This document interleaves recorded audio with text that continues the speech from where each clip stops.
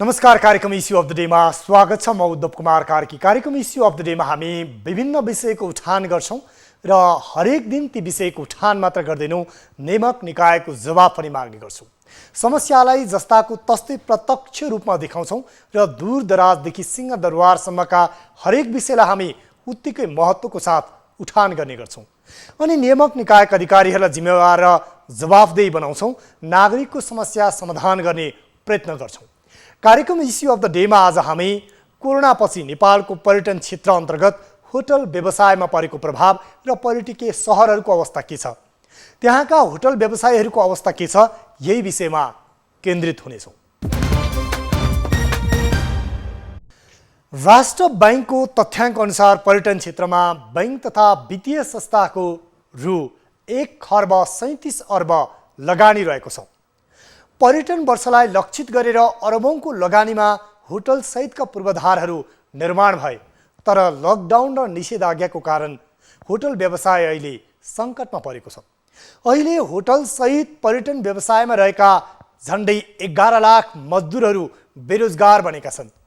नेपालमा 15 भन्दा बढी 5 तारे होटलहरू सञ्चालनमा छन्, 8 वटा 4 तारे होटल सञ्चालनमा छन्, 37 वटा 3 तारे र 43 वटा 2 तारे, त्यस्तै 33 वटा 1 तारे होटल छन्।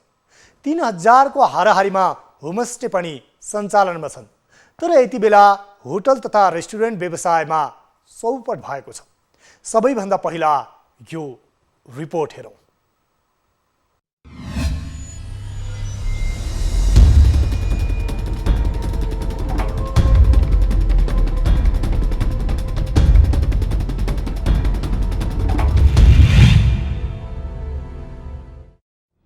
कोरोना भाइरसका कारण नेपालको अर्थतन्त्रमा इतिहासमै सबैभन्दा ठुलो नकारात्मक असर परेको छ।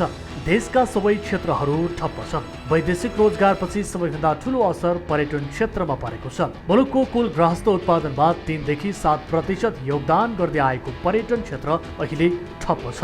देशभर सञ्चालनमा रहेका होटलहरू पनि पूर्ण रूपमा बन्द छन्। पर्यटन क्षेत्रभित्र पनि होटल व्यवसाय सबैभन्दा बढी प्रभावित बनेको छ। नेपालमा रहेका तारे होटल, रिजोर्ट, होमस्टे लगायत अन्य होटलहरू पूर्ण रूपमा बन्द भएका छन्। अहिले होटल व्यवसायमा गरिएको अर्बौंको लगानीमा नोक्सानी मात्र भएको छैन, होटल क्षेत्रमा काम गर्ने ठूलो संख्यामा मजदुर बेरोजगार बनेको छ। तारे होटल, होमस्टे एवं रिजोर्टहरूका ग्राहक पर्यटक हुन्, तर लकडाउन र निषेधाज्ञापछि हवाई उडानहरू स्थगित छन्, नाका बन्द छ। मानिसहरूको आवागमन ठप्प भएपछि होटल व्यवसाय चौपट बनेको छ। नेपालमा 15 भन्दा बढी 5 तारे होटल, 8 वटा 4 तारे होटल, 37 वटा 3 तारे होटल, 43 वटा 2 तारे, 33 भन्दा बढी 1 तारे होटल सञ्चालनमा रहेका छन्। त्यस्तै देशभर रहेका करिब दर्ता भएका 800 सामुदायिक र 200 निजी गरी 1000 भन्दा बढी होमस्टे सञ्चालनमा छन्। दर्ता नभई सञ्चालनमा रहेका 2000 भन्दा बढी ग्रामीण समुदायले सञ्चालन गरेको होमस्टे पनि अहिले सुनसान छ। पर्यटक स्तरका 1000 भन्दा बढी साना होटल पनि सुनसान छन्। आर्थिक वर्ष 2075-76 मा होटल र रेस्टुरेन्ट क्षेत्रले अर्थतन्त्रमा रु 62 अर्ब 81 करोड योगदान दिएको देखिन्छ। देशको कुल गृहस्थ उत्पादनमा होटल र रेस्टुरेन्टले मात्रै 2.05% योगदान गरेको छ। नेपालमा वार्षिक औसत 7 लाख पर्यटक आउने गरेका छन्।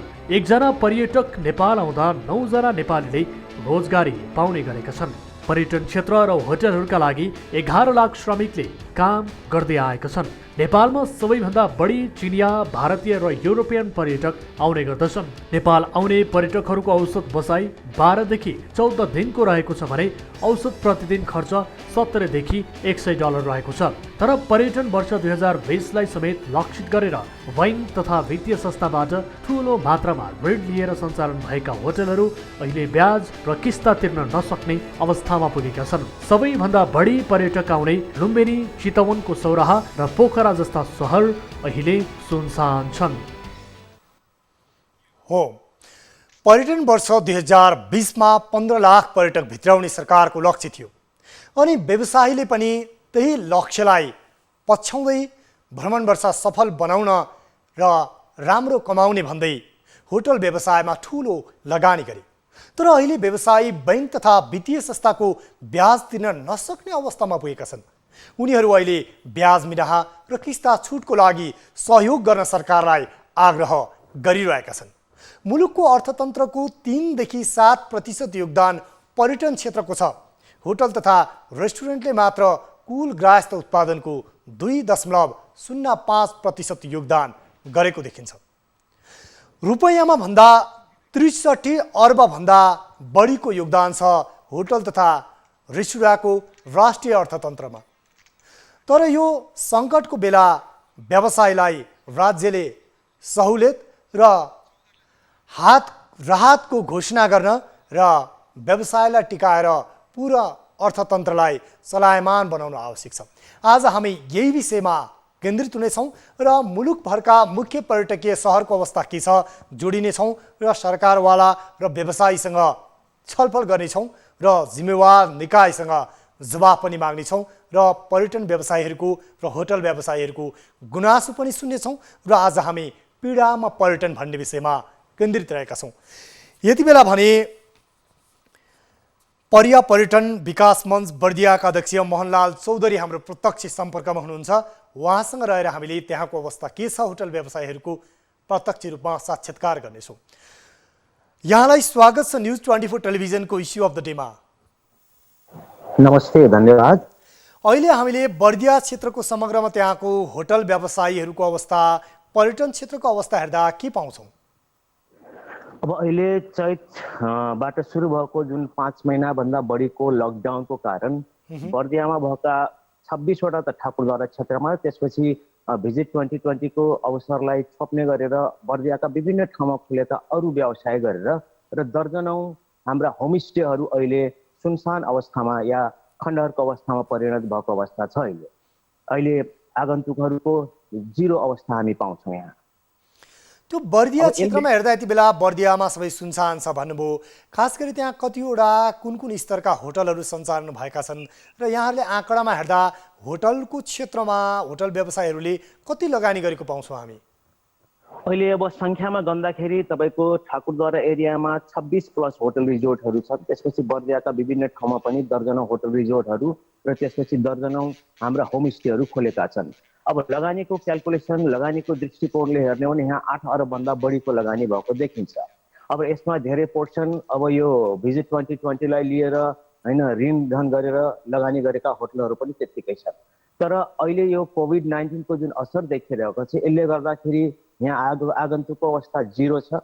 अब बैंकले एकातिर ब्याज मागेको छ, बैंकले ब्याज मागिरहँदा अब जिरो अवस्थामा जुन हाम्रो आम्दानी छ त्यसलाई ठेक्ने अवस्था आउँदैन। त्यसले गर्दाखेरि व्यवसायको जुन किसिमको तनाव छ, ग्राहक नआउने, कोभिड-19 को असर कहिले खत्म होला भन्ने कुरो कुनै सुनिश्चितता नहुने र बैंकले ब्याज मागी गर्ने, यो बेलामा राज्यको उपस्थिति हामीलाई कहीँ सोध्ने निकाय पनि भेट्दैन कि बर्दियामा पर्यटन व्यवसायहरूको के भइरहेछ, तपाईँहरूलाई के गर्नुपर्छ भन्ने ढङ्गले राज्यले पनि हाम्रो आफ्नो उपस्थिति हामीलाई देखाएको अवस्था देखिँदैन। त्यसले गर्दाखेरि एउटा कुरा छ, यहाँले यो गुनासो राखिरहँदा बर्दिया क्षेत्र भनेको विशेष गरी यहाँहरूले त्यहाँको स्थानीय कला संस्कृतिलाई अलिकति प्रवर्धन गर्ने पर्यटनको अवधारणाहरू पनि यहाँले ल्याउनु भएको थियो। त्यसै गरी त्यहाँका विभिन्न चाहिँ संस्कृतिहरूलाई, थारू संस्कृति लगायतका स्थानीय कला संस्कृतिलाई प्रवर्धन गर्ने र त्यो पर्यटकहरूलाई देखाएर त्यहाँका धेरै कलाकारहरूले, स्थानीयहरूले पनि रोजगारी प्राप्त गरेका थिए, त्यसैमा जीवन निर्वाह गरिरहेका थिए। उनीहरूको अवस्था चाहिँ के छ? विशेष गरी यस्ता स्थानीय कलाहरू पर्यटकहरूलाई देखाउने र होटलमा मजदुरी गरेर जीवन निर्वाह गर्नेहरूको अवस्था?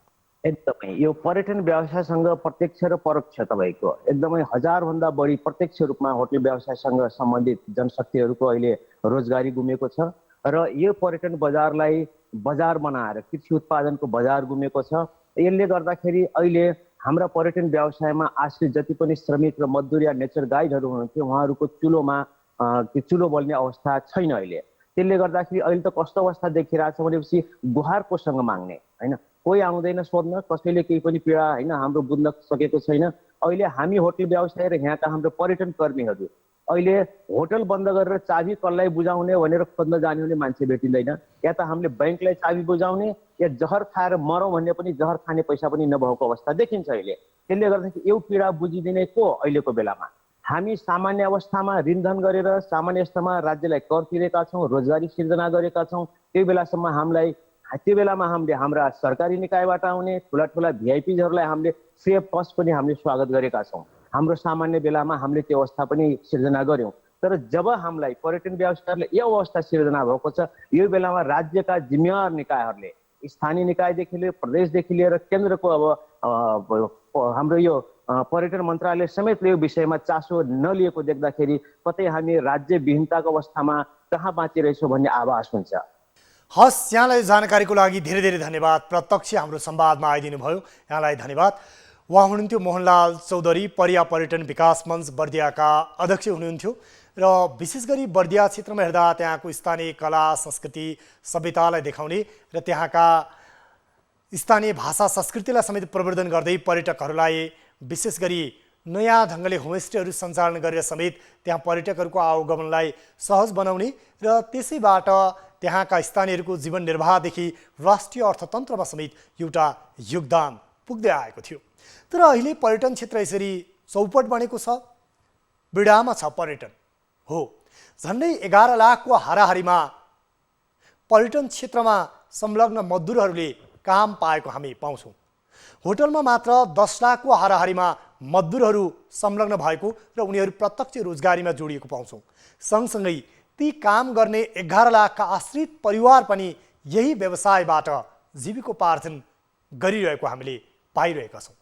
तर 2020मा 15 देखि 20 लाखको हाराहारीमा पर्यटकहरू भित्र्याउने भने पनि त्यस सँगसँगै सरकारले सहुलियतपूर्ण पर्यटन व्यवसाय प्रवर्धनका लागि होटल रेस्टुरेन्ट सञ्चालन गर्नको लागि बैंक तथा वित्तीय संस्थाबाट ऋण प्रवाह गर्ने एउटा नयाँ नीति ल्याएर सहजीकरण गरिदिएपछि होटल तथा रेस्टुरेन्ट व्यवसायीहरू उत्साहित भएका थिए र पर्यटकहरूलाई मुलुकभित्र स्वागत गर्दै भित्र्याउँदै पर्यटनको प्रवर्धन र पर्यटन वर्ष 2000 सफल बनाउने र राम्रो कमाउने आशा र अपेक्षा गरेका थिए।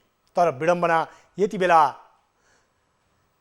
कोरोनाको प्रकोप र यो महामारीका कारणले गर्दा निषेधाज्ञा र लकडाउनसँगै यति बेला देशभरको पर्यटन व्यवसाय ठप्प छ र होटलहरू यति बेला बन्द हुँदा अरबौँको लगानी डुब्न लागेको छ। यति बेला हामीसँग दीपक भट्टराई अध्यक्ष क्षेत्रीय होटल सङ्घ सौराहाका हुनुहुन्छ। उहाँ यति बेला हाम्रो प्रत्यक्ष सम्पर्कमा आउनु भएको छ। दीपक सर, यहाँलाई स्वागत छ न्युज 24 टेलिभिजनको यो इस्यु अफ द डेमा। हजुर नमस्कार, धन्यवाद छ यहाँलाई। समग्रमा हेर्दा चितवन सौराहा त्यहाँ विदेशी पर्यटकहरूको खचाखच हुने गर्थ्यो।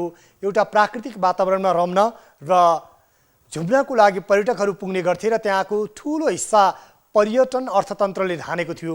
अहिले अवस्था के छ?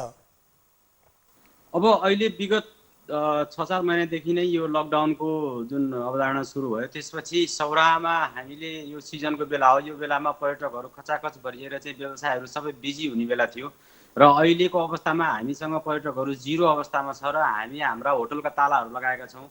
ताला लगाएर बस्नुपर्ने अवस्था सिर्जना भएको छ। अब केही दिन अगाडि चाहिँ सरकारले लकडाउन अब खुलियो, होटल सञ्चालन गर्न पाउनुहुन्छ भन्ने कुराहरू जुन आएको थियो, त्यसपछि व्यवसायहरू केही उत्साहित भएका थिए। हामीले अब बन्द भएको होटललाई सरसफाइ गर्नेदेखि लिएर चाहिँ त्यसलाई चाहिँ लगानी गरेर चाहिँ हामी सञ्चालनलाई तयारी भएका थियौँ। हाम्रा भएका स्टाफहरूलाई पनि केही स्टाफहरूलाई बोलाएर चाहिँ हामी होटल सञ्चालन गर्न त रेडी भएका थियौँ। तर तुरुन्तै तत्कालै 15 दिन पनि नपुग्दै फेरि बन्द गर्ने अवस्था आयो र सरकारले बन्द गर्ने घोषणा गरेपछि हामी अहिले एकदम निरुत्साहित भएका छौँ र हामी अब यो लकडाउन कति दिन लम्बिने हो, अब कसरी जाने हो, कुन तरिकाले अगाडि बढ्छ र हाम्रो व्यवसाय के हुन्छ, हामी कसरी अगाडि बढ्छौँ र हामीले अहिले जति पनि व्यवसायहरू गरिरहेका छौँ ब्याङ्कको चाहिँ लोन लिएर गरिरहेका छौँ र त्यो ब्याङ्कमा चाहिँ हिजो हामी राम्रा खालका ऋणी कल लिएका थियौँ भनेदेखि अबका दिनमा हामी ब्ल्याक लिस्टमा पर्ने भयौँ र हामीलाई यो चिन्ता छ कि हामीले यो व्यवसाय पुनः सञ्चालन गर्नलाई कति समय लाग्छ, अब कहिलेसम्म यो महामारी चाहिँ अगाडि बढियो र यसको चाहिँ अन्त्य कहिले हुन्छ, भ्याक्सिन कहिले आउँछ र हामीले व्यवसाय सञ्चालन गर्न कहिले पाउँछौँ भन्ने हामी एकदम अन्योलमा छौँ। यो अन्यलको सिर्जना चाहिँ भएको छ। यसमा चाहिँ अब हामीले चाहिँ गभर्मेन्टले हामीलाई कुनै किसिमका राहतका प्याकेजहरू ल्याइदिए हुन्थ्यो र हामी त्यसबाट चाहिँ अलिकति हाम्रो व्यवसायलाई पुनः फेरि सञ्चालन गर्ने अवस्थामा फर्काउन सक्थ्यौँ कि भन्ने अन्यलमा नै छौँ अहिले हामी। समग्रमा हामीले सौराहाको कुरा गर्दा, चितवन क्षेत्रको कुरा गर्दा त्यहाँ अहिले होटल तथा रेस्टुरेन्ट व्यवसायीहरूको सङ्ख्यात्मक अवस्था हेऱ्यौँ भने हामीले के पाउँछौँ र त्यहाँ कतिको लगानी देख्छौँ हामी, के छ आँकडा? अब हामीसँग अहिले चाहिँ जुन सौराहामा मात्रै हिसाब गर्ने हो भने हामीसँग 120वटा होटल छन् भनेदेखि 57वटा रेस्टुरेन्ट छन् र हाम्रो लगभग 30 अरबभन्दा माथि चाहिँ हाम्रो लगानी चाहिँ यहाँ भएको अवस्था हो र यो 30 अरब लगानी बचाउनको लागि अब हामीले सङ्घर्ष गर्नुपर्ने अवस्था आएको छ। हामी जिरोमा पुगेका छौँ भनेदेखि अब जिरोबाट अगाडि बढ्ने चाहिँ जुन हाम्रो अब चाहिँ सिर्जना भएको छ, अवस्था सिर्जना भएको छ। हामी अहिले एकदमै सिक, यो व्यवसाय पर्यटन व्यवसाय सिक, एकदम बिरामी, एकदम शिथिल भएको अवस्था हो। यो अवस्थालाई चाहिँ अब अगाडि कसरी लैजाने भन्ने कुरामा चाहिँ हाम्रो चुनौतीको चाहिँ बाटो बनेको छ। यति बेला तपाईँहरू त्यहाँ हामीले यो संवाद गरिरहँदा केही बेर अगाडिसम्म त्यहाँका पर्यटन व्यवसायीहरू, होटल व्यवसायीहरूसँग यहाँहरू छलफलमै हुनुहुन्थ्यो। त्यहाँ चाहिँ अब यो अवस्थामा पर्यटन व्यवसायीहरूले के गर्ने, अलि सहज भयो भने सङ्क्रमण नहुने गरी अथवा त्यसलाई सङ्क्रमितको सङ्ख्या नबढ्ने गरी सुरक्षित ढङ्गले कसरी होटलहरू सञ्चालन गर्न सकिन्छ भनेर यहाँहरू छलफलमा पनि हुनुहुन्छ। यो विषयमा पनि जानकारी गराउनुहोस् न। पक्कै पनि हामीले आज चाहिँ एउटा वेब सेमिनार चाहिँ सुरु गरेका छौँ। हामीले इन्स्योर प्रोजेक्टसँग मिलेर चाहिँ हामी स्थानीय तहबाट चाहिँ अब हाम्रो व्यवसाय भोलिका दिनमा सञ्चालन हुँदाखेरि कसरी सञ्चालन गर्न सकिन्छ, कसरी चाहिँ सङ्क्रमणबाट बचाउन सकिन्छ र होटल व्यवसाय सञ्चालन गर्न सकिन्छ, हाम्रा यहाँका स्टाफ, यहाँ आउने पाहुना लगायत हामीले चाहिँ सञ्चालन गर्दाखेरि चाहिँ कुन अवस्थामा चाहिँ सञ्चालन गर्नुपर्छ भन्ने कुराहरूमा हामी जोड दिएर अहिले एउटा ट्रेनिङ जस्तो कार्यक्रम चाहिँ हामीले चलाइरहेका छौँ। हामीलाई आशा थियो पक्कै पनि नेपाल सरकारबाट यी कार्यक्रमहरू, यस्ता चाहिँ ट्रेनिङहरू, यस्ता सेमिनारहरू चाहिँ नेपाल सरकार होस्ट भएर नै हामीलाई सञ्चालन गरिदिएकी हुन्थ्यो भन्ने हामीले चाहिँ बाटो हेरेर बसेका थियौँ र अहिलेको अवस्थामा नेपाल सरकारले ती कुराहरूमा ध्यान नदिएपछि हामी पक्कै पनि अन्यलमा चाहिँ हामीले बसिरहेको अवस्थामा हामीले अब होइन, हाम्रो क्षेत्रबाटै हामीले चाहिँ केही गर्नुपर्छ, हाम्रा व्यवसाय साथीहरूको मागलाई चाहिँ सम्बोधन गर्नुपर्छ भनेर नै हामीले यो 2 घन्टाको ओरिएन्टेसन कार्यक्रम अहिले सञ्चालन गरिराखेका छौँ, सञ्चालन भइरहेको छ। र भोलिका दिनमा चाहिँ हामी सुरक्षित तरिकाले होटल व्यवसाय सञ्चालन गर्न पाउँदाखेरि कुन तरिकाले सञ्चालन गर्न सकिन्छ भन्ने कुरामा अगाडि बढेका छौँ। हामी अहिले सरकार नभएको अवस्था हो कि भन्ने महसुस गरेका छौँ, किनभने यो अहिले लगभग 6 महिना बित्न लागिसक्यो चाहिँ तपाईँ कोरोनाको महामारीले, हुन त देश मात्रै होइन विश्व नै आक्रान्त भएको बेला छ। तथापि यो बेलामा चाहिँ सरकारले भोलिका दिनमा चाहिँ होटल व्यवसाय सञ्चालन गर्दाखेरि कसरी सञ्चालन गर्न सकिन्छ भन्ने कुराहरूको जस्तो हामीले अहिले गरेका जुन वेबिनारहरू छन्, यी कार्यक्रम चाहिँ सरकारले नै ल्याइदिएको भएदेखि हामी अति खुसी हुने थियौँ। हामीले सरकारको चाहिँ एउटा आशा भरोसा गरेका थियौँ, तर ती कुराहरू नआउँदाखेरि अब ढिलो भइसक्यो। भोलिका दिनमा चाहिँ हामीले फेरि होटल सञ्चालन गर्न पाउने अवस्था भयो भनेदेखि सञ्चालन गर्नुपर्छ। त्यो गर्दाखेरि सुरक्षित तरिकाले सञ्चालन गर्नु पर्यो र हाम्रा व्यवसाय साथीहरूले पनि ती कुराहरूलाई चाहिँ मध्यनजर गरेर हामीसँग धेरै नै कुराहरूको माग गरे भएर हामीले त्यो सञ्चालन गरेका छौँ। मलाई लाग्छ यस्ता कार्यक्रमहरू, जुन कार्यक्रम हामीले आज सञ्चालन गर्दैछौँ, यो कार्यक्रमहरू सञ्चालन चाहिँ सरकारको तर्फबाट चाहिँ पर्यटन विभागको तर्फबाट, पर्यटन मन्त्रालयको तर्फबाट र सम्पूर्ण सरकारले नै नेतृत्व लिएर गरिदिएको भएदेखि अझ राम्रो हुने थियो, अझ उत्तम हुने थियो र त्यो भएन। तथापि हामीले चाहिँ आज हाम्रा व्यवसाय साथीहरूलाई सबैले समेटेर जुम मार्फत नै यो कार्यक्रम गर्दैछौँ। अहिले प्रविधिले चाहिँ यति राम्रो चाहिँ माध्यमहरू ल्याइदिएको छ, घरमा बसेर हामीले ती कुराहरू सिक्न पाउँछौँ, जान्न पाउँछौँ। त्यति हुँदाहुँदै पनि यहाँहरूले गर्नुभएको त्यो छलफलमा चाहिँ त्यहाँ छलफलको निष्कर्ष के छ व्यवसायहरू बिचको? अब अहिले त हामी यो ट्रेनिङमै चाहिँ गइरहेको छौँ। हाम्रो व्यवसायीहरूको छलफल भन्दा पनि के छ भने हामी त अन्यलको अवस्थाबाट गुज्रेको अवस्था हो। हामीले कहिले होटल सञ्चालन गर्न पाउँछौँ, कुन बेलादेखि यहाँ पर्यटक आउने हुन्, अब पर्यटक आउँदाखेरि कस्ता खालका पर्यटक आउने हुन्, विदेशी पर्यटक आउनलाई त पक्कै पनि अहिलेको टाइम मिल्दैन होला, आन्तरिक पर्यटक नै आउने होला। आन्तरिक पर्यटक आउँदाखेरि पनि पिसिआर टेस्ट गरेका पर्यटक आउने हुन् कि पिसिआर टेस्ट नगरिकन आउने हुन्, या हामीले होटल व्यवसाय सञ्चालन गर्दाखेरि पिसिआर टेस्ट गरेको रिपोर्ट हेर्न पाउने हो या नपाउने हो, हामीलाई एकदम दुविधाको अवस्था छ। र यी कुराहरूमा सरकारले पक्कै पनि क्लियर पारिदिनुपर्छ कि तपाईँहरूले भोलि सञ्चालन गर्दाखेरि व्यवसायमा चाहिँ यो तरिकाले अगाडि बढ्नु होला, यस्तो किसिमको प्रोटोकल बनाएको छ, यो नियम बनाएको छ भन्ने कुराहरू आउनुपर्छ। त्यो नआउँदाखेरि त्यो ढिलो भइसकेको छ। अब गभर्मेन्टले पक्कै पनि त्यस्ता कुराहरूमा ध्यान दिएर चाहिँ भोलि सञ्चालन गर्दाखेरि व्यवसायमा चाहिँ हामीसँग धेरै क्षेत्रमा धेरै वर्षदेखि चाहिँ व्यवसाय गर्दै आउनुभएका व्यवसायहरू हुनुहुन्छ, उहाँहरूमा पनि ज्ञान हुन्छ। ती कुराहरूमा चाहिँ ती व्यवसायहरूलाई ती क्षेत्रबाट समेटेर र छलफल गरेर साझा धारणा ल्याएर चाहिँ अगाडि बढ्नुपर्छ। अर्को विषय चाहिँ यो व्यवसायको समस्याको कुरा राख्यौँ, यहाँहरूको चिन्ताको कुरा, यस विषयमा हामी जवाफ पनि माग्नेछौँ पर्यटन बोर्ड, पर्यटन मन्त्रालयसँग। अर्को विषय चाहिँ त्यहाँ ठुलो सङ्ख्यामा सौराहा क्षेत्रमा होटलमा, रेस्टुरेन्टमा काम गर्ने मजदुरहरू छन्, उनीहरूको अवस्था चाहिँ के छ अहिले? तपाईँको उहाँहरूले पारिश्रमिकहरू पाएको नपाएको अवस्था के छ? होटलहरू नै सञ्चालन नभएपछि त उहाँहरूको दैनिकी जीविकोपार्जन पनि कष्टकर बनेको होला नि, होइन? एकदमै त्यो तपाईँले एकदम सही कुरा गर्नुभयो। हिजोको दिनमा जब चाहिँ लकडाउन सुरु भएको थियो, हामीले वैशाखसम्म चाहिँ हाम्रा स्टाफहरूलाई पुरा तलब दिएर चाहिँ राखेका थियौँ। त्यतिखेर हामीलाई थाहा थिएन कि यो चाहिँ बन्दाबन्दी चाहिँ यति लामो जान्छ भनेर। बिचमा हामीले आपसी समझदारीमा चाहिँ हाम्रा स्टाफहरूलाई म्यानेजमेन्ट गरेका थियौँ, केही रकम दिने गरेर चाहिँ उहाँहरूलाई बिदा पठाएका थियौँ। र तथापि फेरि पनि यो जब होटल खोल्न पाउने, होटल सञ्चालन हुने भयो भनेपछि हामीले केही मात्रामा 25% स्टाफलाई चाहिँ बोलाएर चाहिँ होटल सञ्चालन गर्न सुरु गऱ्यौँ। र त्यतिखेर चाहिँ हामीले ती बोलाएका स्टाफहरूलाई चाहिँ हामीले पुरा तलब दिएर चाहिँ सञ्चालन गर्ने भनेर बोलाएका थियौँ। र भोलिका दिनमा चाहिँ होटल व्यवसाय राम्रो हुँदै गयो भने पुरै सबै स्टाफहरूलाई हामीले बोलाउने गरेर चाहिँ जुन अगाडि बढाएका थियौँ। यदि त्यो नभए पनि हामीले चाहिँ 15-15 दिन या 1-1 महिनामा रोटेसनको दरले चाहिँ उहाँहरूलाई चाहिँ रोटेसन गरेर चाहिँ स्टाफहरूलाई बोलाउने गरेर चाहिँ काम सुरु गरेर अगाडि बढाएका थियौँ। र तर त्यो पनि हप्ता 15 दिनमै बन्द भएपछि अहिले चाहिँ हामी अन्यलको अवस्थामा छौँ। जुन हामीसँग भएका 25% जुन कर्मचारी छन् ती कर्मचारीलाई बिदा पठाउने या उहाँहरूलाई राख्ने या यस्तो बेलामा 15 दिन बोलाएर फेरि उहाँहरूलाई बिदा जा भन्दाखेरि चाहिँ अब तलब कति दिने के गर्ने यो ठुलो चाहिँ एउटा सङ्कटको अवस्था परेको छ। तथापि हामीले चाहिँ हाम्रा स्टाफहरूलाई अहिलेसम्मको अवस्थामा चाहिँ आन्तरिक समझदारीमा चाहिँ हामीले उहाँहरूलाई चाहिँ राखेका छौँ भनेदेखि अब भोलिका दिनमा यो महामारीले कति दिन जाने हो, कति महिना जाने हो, कति वर्ष जाने हो भन्ने कुरा स्योर नभएको भएर चाहिँ हामीलाई एउटा ठुलो चुनौती चाहिँ बनेको छ। तथापि हामीले चितवनको कन्टेस्टमा भन्ने हो भनेदेखि अहिलेको अवस्थासम्म हामीले हाम्रा स्टाफहरूलाई चाहिँ हाम्रो आपसी समझदारीमा चाहिँ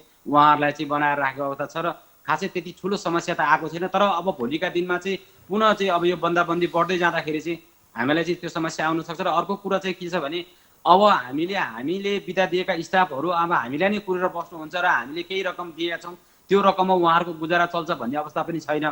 त्यसले गर्दाखेरि दक्ष चाहिँ हाम्रो कर्मचारीहरू पलायन हुने अवस्था आउन सक्छ। त्यो चाहिँ अब उहाँहरूले पेसा चेन्ज गर्ने अवस्था पनि हुनसक्छ भन्ने खतरा चाहिँ अब पैदा भएको छ। यसलाई अब कसरी बचाइराख्ने भन्ने कुरामा चाहिँ हामी लाग्नुपर्छ।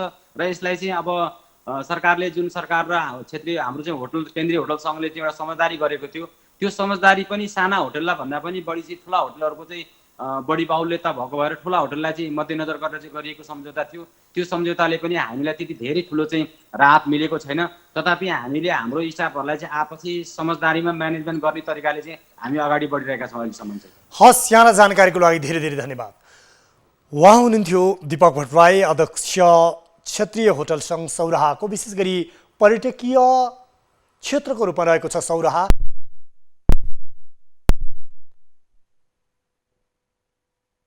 भराव हुने स्थानहरू हुन् र जङ्गल सफारी चितवनको सौराहामा निकै चर्चित छ र वन्यजन्तुहरू हेर्न र त्यहाँको प्राकृतिक छटामा रमाउन र एउटा प्राकृतिक अनुपम वातावरणमा घुलमिल हुन पर्यटकहरू विशेष गरी सौराहा पुग्ने गर्छन् र त्यहाँ 30 अरबभन्दा बढीको लगानी रहेको छ होटल तथा रेस्टुरेन्टको क्षेत्रमा मात्र। र पर्यटकहरू नआउँदा यति बेला होटल व्यवसायहरू चौपट भएको र ब्याङ्कको ब्याज समेत तिर्न नसक्ने अवस्थामा रहेको र सरकारले राहत र सहुलियत केही प्याकेजहरू ल्याइदियोस् भन्ने उहाँहरूको चाहना छ। तर सरकारले अहिलेसम्म स्पष्ट खाका नल्याएको कारणले गर्दा आफूहरू ब्याङ्कको एउटा कालो सूचीमा पर्नुपर्ने र देशभित्र होटल रेस्टुरेन्टमा काम गर्ने दक्ष कामदारहरू पलायन हुनुपर्ने अवस्था छ भनेर उहाँले हामीलाई भन्नुभयो। साँच्चै नै यति बेला देशभित्र मात्र होइन विश्वमा एउटा सङ्कटको घडी आएको छ। तर हरेक सङ्कटलाई भागेर होइन, चुनौतीसँग जुधेर परिस्थितिलाई आफ्नो काबुमा राखेर परिस्थिति अनुसारका योजनाहरू निर्माण गरेर परिस्थितिलाई चिर्दै चुनौतीलाई पन्छाउँदै हरेक क्षेत्रमा सफलता हासिल गर्न सकिन्छ। साँच्चै नै नेपालका यति बेला हरेक पेसा व्यवसायहरू धरापमा छन्। राष्ट्रिय अर्थतन्त्रमा नै ठुलो धक्का लागेको छ। तर यो बेला गम्भीर ढङ्गले सरकारले विज्ञहरूसँग सरकारवालाहरूसँग छलफल गरेर हरेक क्षेत्रका समस्याहरू निराकरणको लागि यति बेला लाग्नुपर्ने अवस्था देखिएको छ। हो, होटल तथा रेस्टुरेन्ट व्यवसायीहरूको मात्रै कुरा गर्ने हो भने कुल ग्राहस्थ उत्पादनको 2.05% योगदान रहेको छ।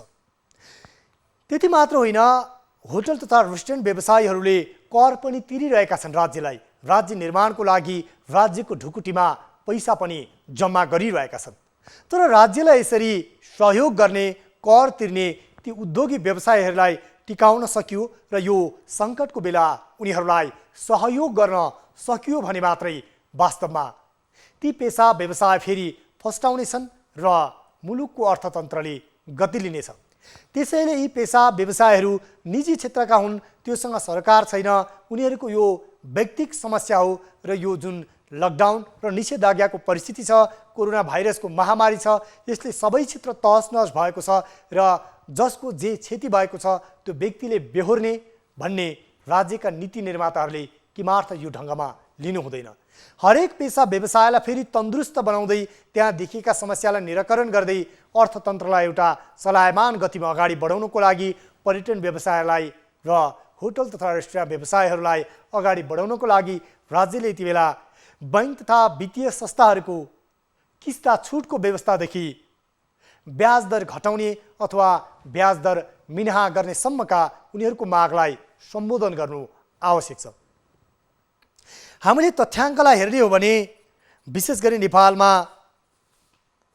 1 खर्ब 37 अर्बको लगानी रहेको राष्ट्र ब्याङ्कको तथ्याङ्कले देखाएको छ होटल तथा रेस्टुरेन्टको क्षेत्रमा मात्रै। त्यस्तै हामीले होटलहरूको कुरा गऱ्यौँ भने 15 भन्दा बढी 5 तारे होटल छन्, त्यस्तै 8 वटा 4 तारे, 37 वटा 3 तारे, 43 वटा 2 तारे र 33 वटा 1 तारे होटलहरू सञ्चालनमा रहेका छन्। त्यति मात्र होइन, होमस्टेको सङ्ख्या पनि ठुलो छ। दर्ता भएका होमस्टेहरूको सङ्ख्या मात्रै हेर्ने हो भने पनि झन्डै 2000 भन्दा बढी रहेको छ भने दर्ता नभएका होमस्टेको सङ्ख्या पनि त्योभन्दा अझ बढी रहेको छ। यति बेला हामी पीडामा पर्यटन भन्ने विषयमा केन्द्रित छौँ र यो बेला भने तपाईँहरूलाई हामी सुनसरीको भेडेटार सुनसान बनेको छ र त्यही सुनसानको विषयमा पनि हामी केन्द्रित हुनेछौँ। त्यहाँ पनि जहाँ एउटा ग्रामीण पर्यटकको रूपमा सुनसरीको भेडेटार रहेको थियो, यति बेला भने हामी यो रिपोर्ट प्रस्तुत गर्छौँ। प्रदेश 1 को प्रमुख पर्यटक स्थल धनकुटा र धरानको सङ्गम स्थल भेडेटार सधैँ पर्यटकले भरिभराउ हुन्थ्यो। नेपाली र तेस्रो मुलुकका पर्यटक सहित छिमेकी मुलुक भारतको बिहार, सिक्किम, दार्जिलिङ, उत्तर प्रदेश लगायत विभिन्न क्षेत्रबाट दैनिक हजारौं पर्यटकहरू आउने गर्दथे। तर अहिले भेडेटार सुनसान छ। यो लकडाउनको कारणले गर्दाखेरि सबै व्यवसायी ठप्प छ र यहाँको व्यवसायी साथीहरू हामी शिथिल अवस्थामा छौँ भन्नुपर्छ। विशेष गरी धेरै ठुल्ठुला होटलमा लगानी गर्ने, पर्यटन क्षेत्रमा लगानी गर्ने व्यवसायहरूले चाहिँ अहिले एकदमै मारको अवस्था आएको छ र अत्यन्तै अहिले व्यवसायीहरू चाहिँ चिन्तित अवस्थामा छौँ।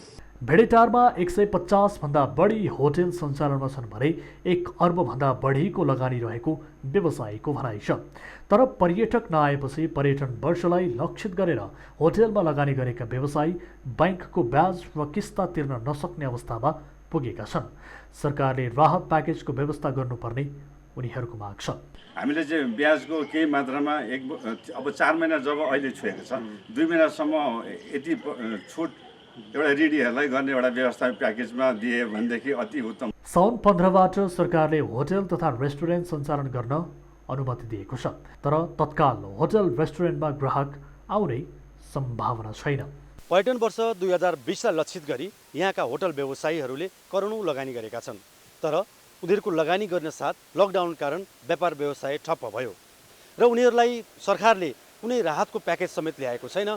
बैंकले दिनौँ-दिनै किस्ताका नाममा दिइने पीडाले उनीहरू झन बढी पीडित बनेका छन्। न्युज 24 टेलिभिजनका लागि टिभी जर्नलिस्ट सन्तोष काफले, भेडेटार, धनकुटा। विशेष गरी हामीले सुनसरी लगायतका क्षेत्रमा जहाँ ग्रामीण पर्यटकहरू बढी पाउँछौँ र विशेष गरी प्राकृतिक छटा र ग्रामीण भेग र पहाडी सौन्दर्यतामा रमाउन त्यहाँ पर्यटकहरू पुग्ने गर्छन्, त्यहाँको अवस्था पनि सुनसान छ। आज हामी इस्यु अफ द डेमा पीडामा पर्यटन भन्ने विषयमा केन्द्रित छौँ र हाम्रा देशभरका टिभी जर्नलिस्टहरूले पठाउनुभएका विभिन्न स्थलगत रिपोर्टहरू प्रस्तुत गरिरहेका छौँ र प्रत्यक्ष रूपमा हामी व्यवसायीहरूसँग जोडिरहेका छौँ र मुख्य पर्यटकीय सहर र त्यहाँको अवस्था के छ भनेर हामी प्रत्यक्ष रूपमा संवाद गरिरहेका छौँ र उहाँहरूका गुनासा र पीडा सुनिरहेका छौँ। विशेष गरी भैरवा जहाँ गौतम बुद्धको जन्मस्थल लुम्बिनीमा ठुलो सङ्ख्यामा पर्यटकहरू पुग्ने गर्छन्, विशेष गरी धार्मिक पर्यटक, त्यो क्षेत्र यति बेला सुनसान छ। पर्यटकहरूको राजधानी भनेर चिनिने पोखरा सहर जहाँ 24 घण्टा सहर खुल्ला रहन्छ र सेवा प्रवाह गर्नको लागि हरदम पर्यटन व्यवसायीहरू तयार रहन्छन् र पर्यटकहरू एकपटक पोखरा जानको लागि ललायत हुन्छन्। त्यहाँ पनि यति बेला सुनसान छ। त्यस्तै हामीले केही बेर अगाडि चितवनको सौराहाको अवस्था पनि देखायौँ। त्यति मात्र होइन, यति बेला पथ पर्यटकदेखि हिमाल आरोहण गर्ने पर्यटकहरू पनि सुनसान छ। विशेषतः कोरोना भाइरसले यति बेला विश्व नै एउटा आक्रान्त बनेको छ र हरेक क्षेत्र धराशायी बनिरहेको छ। त्यसको बारबाट नेपाल पनि अछुतो छैन। तर यही अवस्थामा सरकारवाला र व्यवसायीहरूसँग छलफल गरेर कसरी उनीहरूलाई जोगाउने र व्यवसायलाई टिकाउने भन्दै नयाँ ढङ्गले निचोड निकालेर यो परिस्थितिको सामना गर्न योजनाहरू बनाउने हो भने निश्चय पनि यो समस्याको मोचन गर्न र व्यवसायीहरूलाई टिकाउन सकिन्छ। हामीले देशभरका हाम्रा पर्यटन व्यवसायीका पीडा र गुनासा राखिरहेका छौँ र हामी त्यसको जवाफ पनि खोज्नेछौँ। विशेष गरी पर्यटन व्यवसायीहरूको यो पीडा र होटल व्यवसायीहरूको यो समस्यामा यति बेला सरकारी निकायले के गर्दैछ? मौद्रिक नीति र बजेट भाषण पनि आयो र यस्ता व्यवसायीहरू जो मारमा परेका छन्, समस्यामा छन्, उनीहरूका गुनासो सम्बोधन गर्ने, ती पेसा र व्यवसायलाई टिकाउनको लागि राज्यले सहुलियतपूर्ण ऋणदेखि कर्जामा विशेष सहुलियत प्रवाह गर्ने खालका नीतिहरू पनि बने। तर ती नीति सार्वजनिक भए पनि कार्यविधि नबन्दा यति बेला त्यसको कार्यान्वयन हुन सकिरहेको छैन र पर्यटन व्यवसायीहरूले भनिरहेका छन् हामीलाई राज्यले सम्बोधन गरोस्, यति बेला हामी के गर्ने? पेसा व्यवसायलाई अगाडि बढाउने अथवा होटल रेस्टुरेन्टको चाबी कसैलाई बुझाएर छाडिदिने यो अवस्थामा पुगेको छौँ भनेर उनीहरूले भनिरहेका छन्। यस विषयमा सरकारको तयारी के छ र सरकारले के गर्दैछ भनेर हामी नेपाल पर्यटन बोर्डका प्रवक्ताको जवाफ पनि लिनेछौँ र पर्यटन मन्त्रालय लगायतका नीतिगत योजना के छ त्यो विषयमा पनि हामी जवाफ माग्नेछौँ। यति बेला भने हामी हाम्रा देशभरका होटल तथा रेस्टुरेन्ट व्यवसायीहरूलाई जोडिरहेका छौँ र प्रत्यक्ष रूपमा उनीहरूसँग संवाद गरिरहेका छौँ। यसरी संवाद गरिरहँदा हामीले पर्यटन व्यवसायीहरूको पीडा र गुनासो सुनाइरहँदा त्यहाँका मजदुरहरू जुन होटल रेस्टुरेन्टमा काम गर्थे उनीहरूलाई केही समय अगाडि सरकारले होटल व्यवसाय सञ्चालन गर्न दिने निर्णय गरेपछि 25% को सङ्ख्यामा कर्मचारीहरू कामदारहरू राखेर होटलहरू सञ्चालन गरिएको थियो।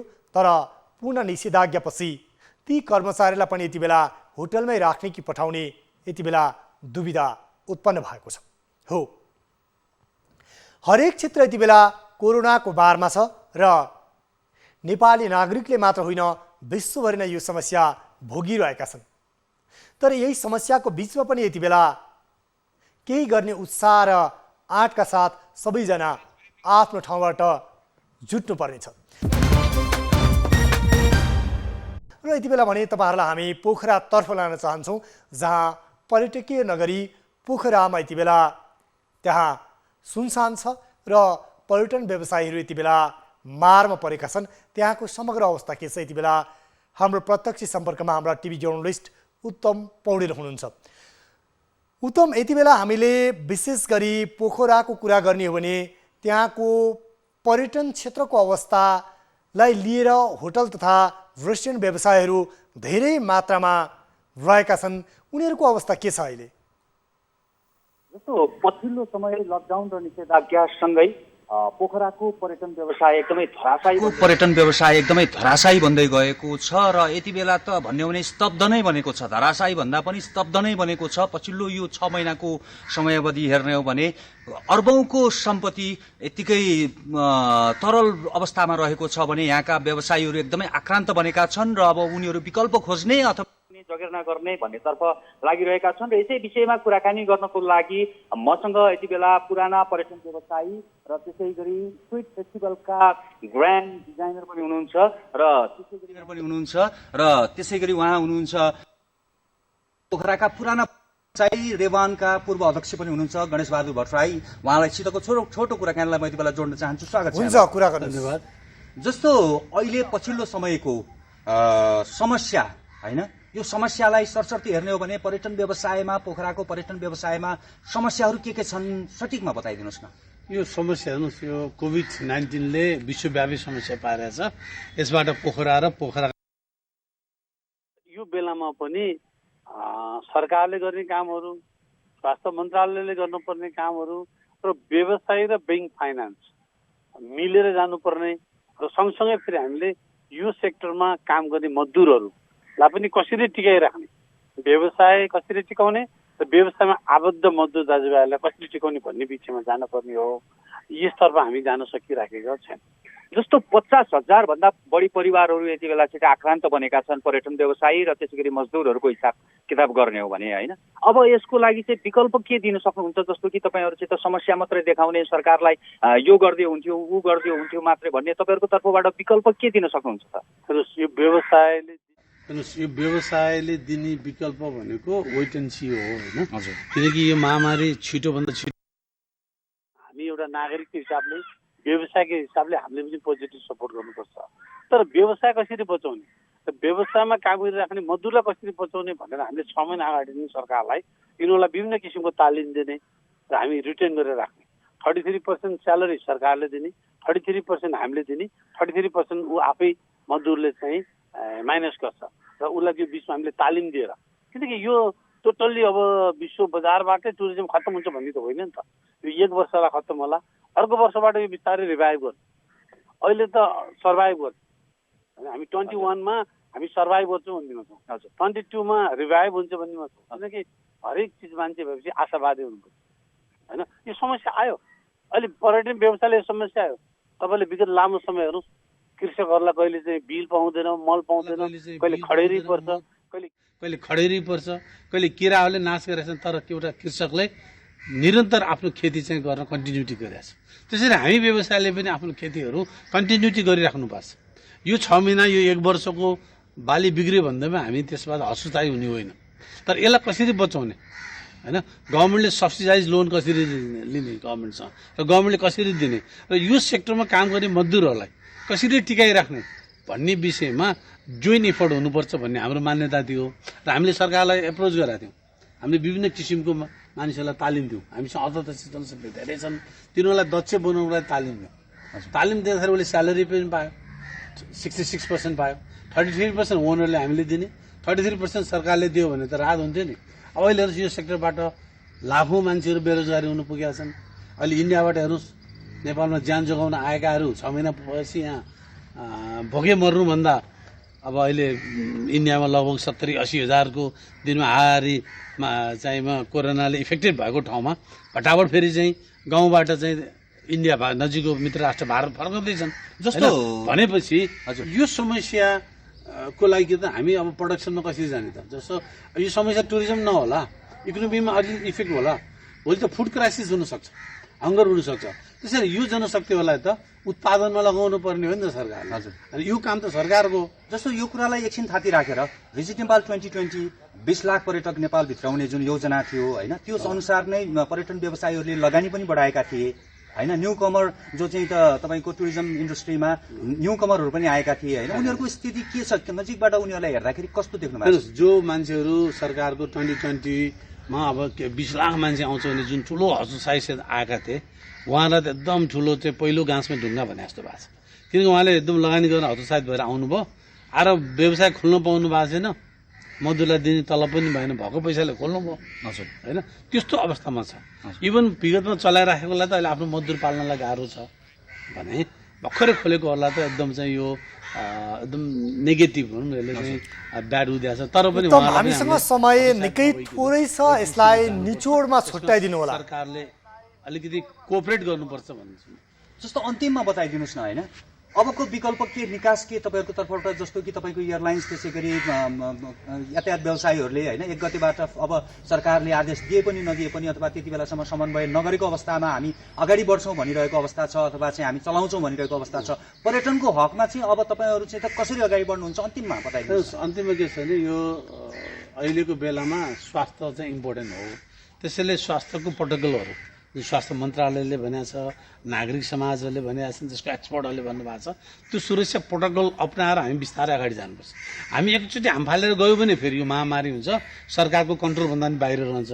किनकि अहिले नै हामीसँग सफिसियन्ट हस्पिटलहरू छैन र बिरामी भएकाहरूले राम्रो उपचार पाएका छैनन्। हिजो मात्र एकजना हाम्रो यहीँ पोखरामा एकजना बित्नु भयो, उहाँले राम्रो उपचार नपाएको कारण होइन। त्यो महामारी अझै हुन नदिनुको लागि हामी अलिक सचेत पनि हुनुपर्छ। त्यसैले हेल्थ प्रोटोकल मेन्टेन गरेर बिस्तारै यसलाई पहिला आन्तरिक जिल्लाभित्रैको मुभमेन्ट बढाउने, जिल्लाबाट क्षेत्रको मुभमेन्ट बढाउने, क्षेत्रबाट नेसनभित्रको मुभमेन्ट बढाउने, अनि बिस्तारै हामी इन्टरनेसनल मुभमेन्ट। उत्तमजी, यसलाई टुङ्ग्याउनु होला। उहाँको हामीले समस्या र गुनासो सुन्यौँ, त्यसको हामी सारांशमा विषयवस्तु राख्नेछौँ। हुन्छ, उहाँले भने जस्तै गरेर पोखराको पर्यटन व्यवसाय एकदमै स्तब्ध बनेको छ र यो पर्यटन व्यवसायलाई रिभाइभ गराउनको लागि सरकार र सरकारवाला निकायहरूले बेलैमा चासो दिन सकेनन् भने अवश्य पनि पोखराको यो पर्यटन व्यवसाय विस्थापन हुनेमा दुईमत छैन। यति बेला म यो कुराहरू जोड्न चाहन्छु। हस् उत्तम, यहाँलाई धेरै धेरै धन्यवाद। प्रत्यक्ष सम्पर्कमा आएर त्यहाँका पर्यटन व्यवसायीहरूलाई समेत कुराकानी गर्नुभयो र यसरी हामीले हेऱ्यौँ भन्दा पोखरामा पनि यति बेला अवस्था गम्भीर छ र पर्यटकहरू जहाँ आउन छोडेपछि त्यहाँ पनि पर्यटन व्यवसायीहरू मारमा परेका छन्। यति बेला होटल एसोसिएसन अफ नेपालका अध्यक्ष सृजना राणा हाम्रो प्रत्यक्ष सम्पर्कमा आउनु भएको छ। यहाँलाई स्वागत छ न्युज 24 टेलिभिजनको इस्यु अफ द डेमा। धन्यवाद। यति बेला यहाँले भर्खरै मात्र पनि होटल व्यवसायीहरूसँग छलफल गर्नुभयो। होटल व्यवसायीहरूको समस्याको विषयमा सायद त्यो मिनिस्टर लेभलबाट चेयर पनि भएको थियो। अहिले चाहिँ होटल व्यवसायीहरूको समग्रमा हामीले समस्यालाई कसरी लिन सक्छौँ? के छ खास होटल व्यवसायीहरूको आन्तरिक समस्या? अहिले के छ भनेदेखि समस्या त अब हामीले धेरै चरणमा डिस्कस पनि गरिसकेको हो। अब यही लोनको भयो, कर्मचारी व्यवस्थापन, रेन्टलहरूको अब धेरै चरणमा कुरा भइसकेको छ र सरकारले पनि हेरेको छैन, हाम्रो इस्युजहरूमा एड्रेस गरेको छैन पनि भन्न मिल्दैन। तर अहिलेसम्म जति पनि प्लान, पोलिसिज र यो डिसिसन्स भएका छन् तिनीहरूको इफेक्टिभ इम्प्लिमेन्टेसन हुन सकेमा पर्यटन पुनर्स्थानको लागि ठुलो सहयोग पुग्ने नै छ।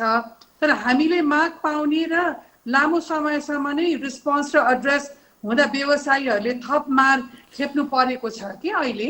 सो म चाहिँ के भन्न चाहन्छु भने योजनाहरू सबै आएको छ, यही कार्यान्वयनको लागि धेरै नै इस्यु भयो र यसको लागि चाहिँ गभर्मेन्टले पनि योजना मात्रै होइन, डिसिसन मात्रै होइन, यसको कार्यान्वयनमा भएको कमी कमजोरीलाई मध्यनजरमा हेर्नु पर्ला। नत्र भनेदेखि समस्या अहिले छ, अब त्यो पछि होला भनेर त्यसले हामीलाई फाइदा गर्ला जस्तो लाग्दैन मलाई। यहाँले भने जस्तै बजेटमा मौद्रिक नीतिमा पनि कोरोना भाइरसको कारण, लकडाउन र निषेधाज्ञाको कारणले मारमा परेका व्यवसायीहरूलाई सम्बोधन गर्ने केही नीति आएको थियो, तर त्यसको कार्यविधि बनेर यति बेला कार्यान्वयन भएको अवस्था छैन।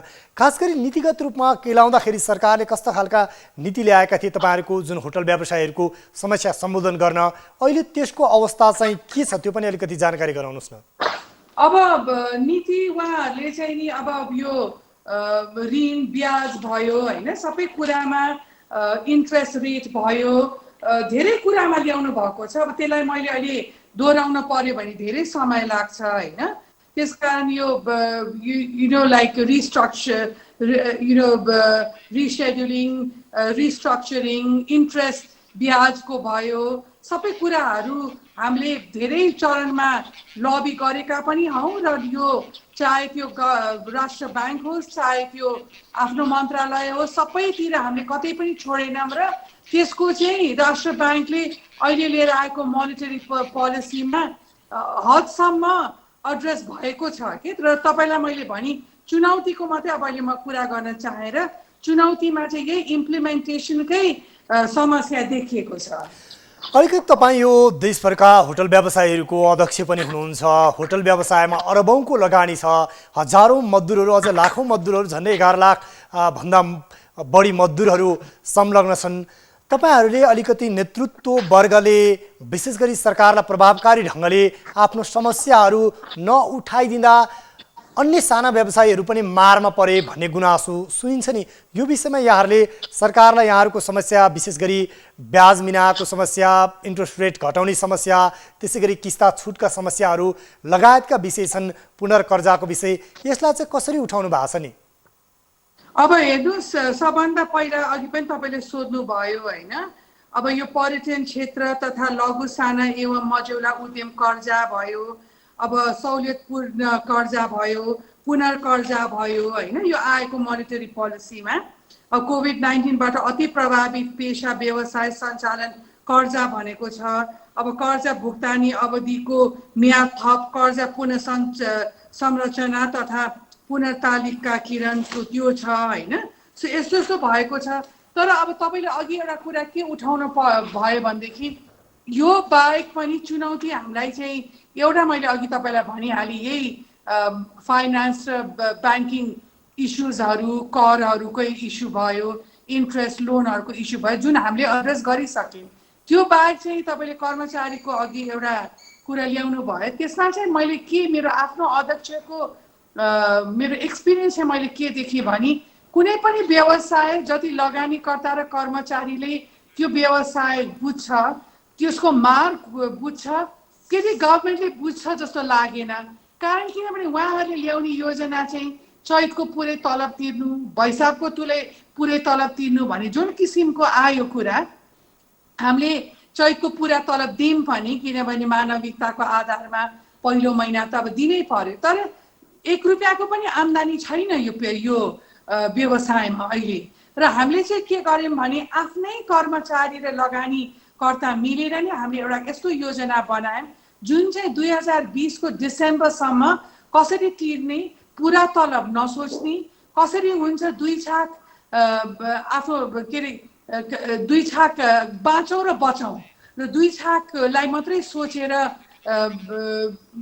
लगानीकर्तालाई पनि धेरै दबाब नदिकन, लगानीकर्ताले पनि कर्मचारीको समस्या बुझेर यसरी हामीले चाहिँ एउटा राम्रो अन्डरस्ट्यान्डिङ लिएर आएको छौँ। त्यो चाहिँ म के भन्छु भने विन विन सिचुएसन। र त्यसमा चाहिँ म धेरै मेरो हाम्रो होटल व्यवसाय अन्तमा हामीलाई छोटोमा भनिदिनुहोस्, विशेष गरी यति बेला होटल व्यवसायीहरूको समस्यालाई सम्बोधन गर्न सरकारले के गरिदिनु पर्छ भन्ने लाग्छ? यहाँहरूको आग्रह के छ?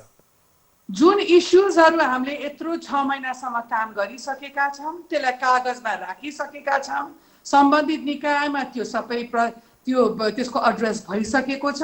म खालि के भन्न चाहन्छु भने अब चाहिँ नि जुन इस्युको निर्णय भयो त्यो किन चाहिँ कार्यान्वयन भएन भन्ने र त्यसमा के हो कमी कमजोरी भन्ने चाहिँ गभर्मेन्टले अहिले त्यो हेर्नुपर्छ।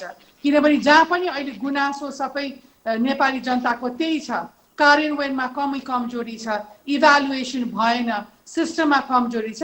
त्यसलाई नै आई थिङ्क गभर्मेन्टले अब चाहिँ नि प्राथमिकता दिनु पर्ला। निर्णय भन्दा पनि निर्णय भएको कुराहरूको कार्यान्वयनको नै सबभन्दा ठुलो चुनौती छ अहिले। हस्, यहाँलाई धेरै धेरै धन्यवाद जानकारी र यो संवादको लागि।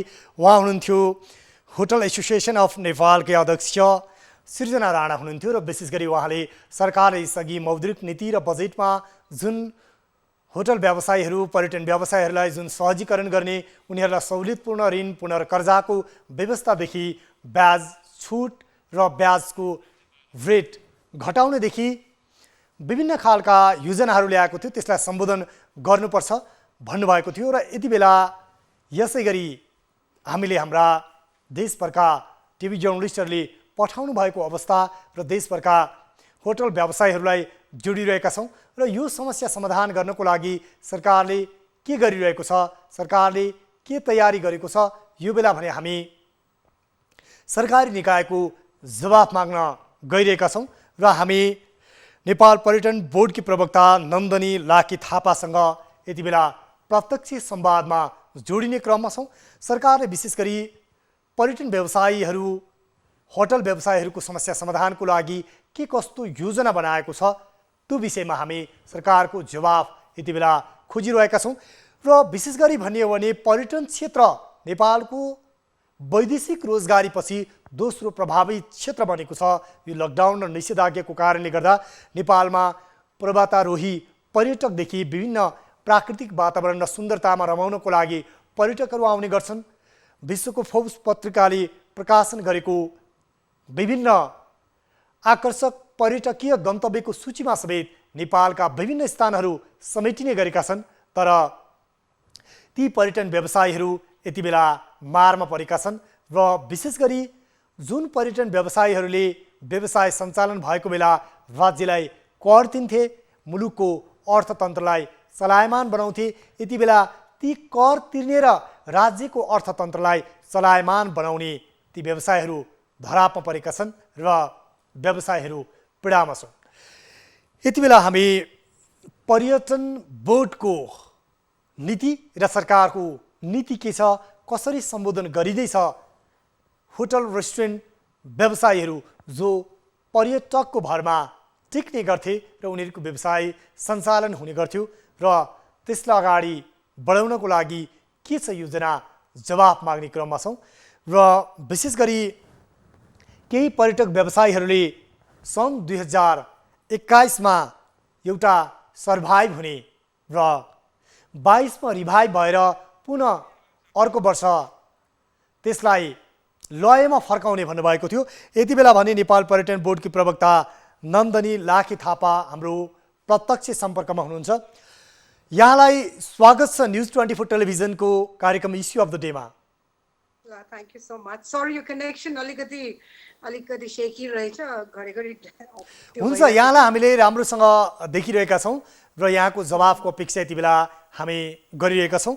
यति बेला मुलुकमा पर्यटन व्यवसाय अन्तर्गतको होटल व्यवसाय, रेस्टुरेन्ट व्यवसाय एउटा तसनस बनेको छ। व्यवसायीहरू ब्याङ्कको किस्ता र ब्याज तिर्न नसक्ने अवस्थामा छन्। यो बेला सरकारले उहाँहरूका समस्या सम्बोधन गर्नको लागि कस्तो नीति अख्तियारी गरेको छ नि? हजुर, अब यो अहिले सबभन्दा वान अफ द बिगेस्ट अब हाम्रो इकोनोमीकै नै इन्डस्ट्रियल सेक्टरमा नै गर्दाखेरि टुरिज्म हो है। र यसमा weather it is private sector अथवा इम्प्लोइमेन्टको दृष्टिकोणले गर्दाखेरि पनि यसको साह्रै ठुलो सेयर छ हाम्रो कन्ट्रीको इकोनोमीमा। एन्ड अब लास्ट मार्चबाट कुनै पनि टुरिस्टहरू they have not come to the country. त्यसले गर्दाखेरि अहिले इन्टायर ट्राभल ट्रेड साह्रै ठुलो क्राइसिसमा छ। अब यो लकडाउन हुने साथै एन्ड यो कोभिडको यो सङ्ख्या मार्चबाट जब यो समस्या बढ्दै गयो, हामीले ठुलो homework along with the private sector, because तपाईँलाई थाहा छ पर्यटन बोर्ड हामी बोथ गभर्मेन्ट र प्राइभेट सेक्टरसँग हामी पिपिपी हो र त्यसले गर्दाखेरि हामीले भेरी एक्टिभली प्राइभेट सेक्टरमा सेभरल मिटिङ्स गरेर हामीले गभर्मेन्टसँग पनि लबी गर्यो हाम्रो मन्त्रालय मार्फत। एन्ड स्पेसली यो बजेट आन अगाडि हामीले उहाँहरूलाई फिडब्याक लिएर तपाईँहरूलाई के कस्तो गरेर अलिकति तपाईँहरूलाई हेल्प होला भनेर प्रस्तावहरू पनि गभर्मेन्टमा हामीले राखेको थियो होइन।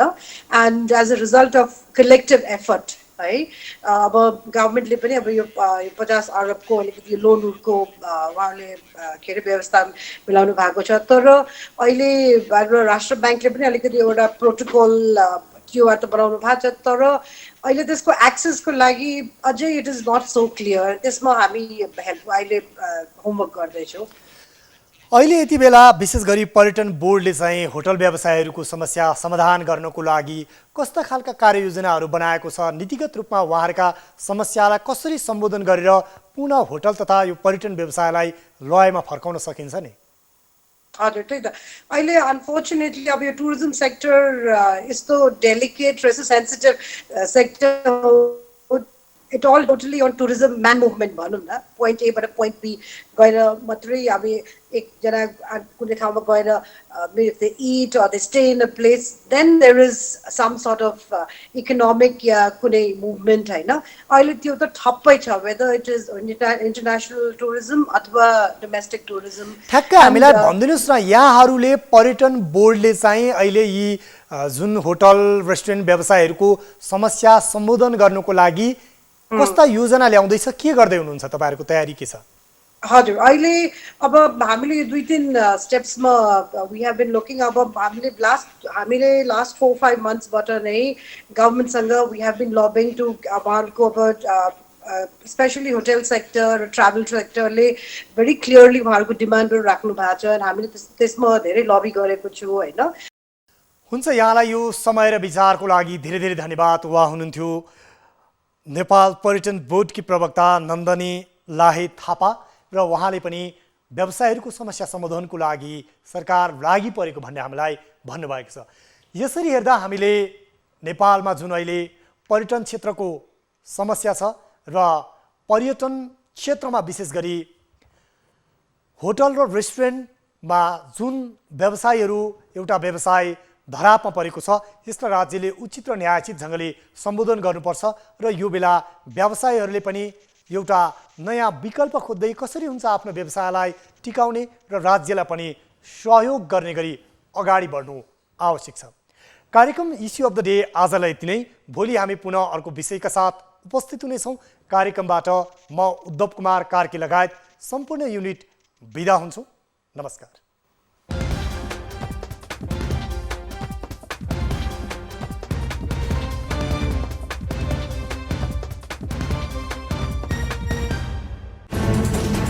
कोरोनाले सृजना गरेको सङ्कटमा पल पलका न्युज अपडेट र हर क्षेत्रको कभरेजका लागि न्युज 24 नेपाल युट्युब च्यानललाई सब्स्क्राइब गर्नुहोला।